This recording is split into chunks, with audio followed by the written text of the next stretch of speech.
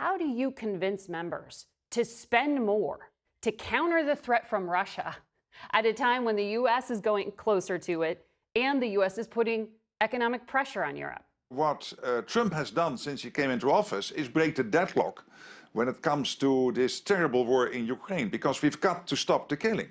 We've got to stop the fighting, and I commend him for that. And then when it comes to defense spending, the last couple of months, here in the European side of NATO, it is staggering, the amounts of billions coming in. But we have to continue doing this because, as I said in December, if we would stick to the old 2%, we cannot defend ourselves here in 3 to 5 years. But at the same time that President Trump is calling for a peace deal in Ukraine, there is this parallel, separate effort to repair America's relationship with Russia.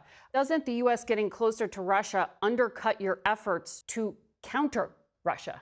Of course, I'm not in the room when all these talks take place, but what I'm seeing from a distance and hearing from my American colleagues, and including the president, whom I visited a couple of weeks ago in a very successful meeting we had in the Oval Office, and then during lunch, there is this effort to bring this war to an end. The ball clearly is in the court of the Russians.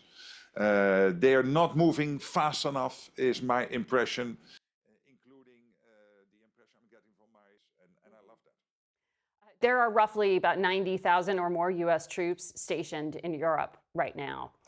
Secretary Hegseth said Europe should not assume that presence is going to last forever.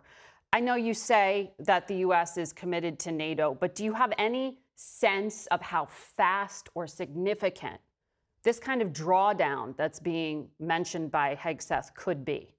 And is there a NATO backup plan? There are no concrete plans for the drawdown. What we know, and Pete Hegseth was very clear on this, is that this US administration, but by the way, this is US policy since 2010, to pivot more towards Asia, towards the Indo-Pacific. And the agreement we have is that we will do whatever is necessary in a no surprises way.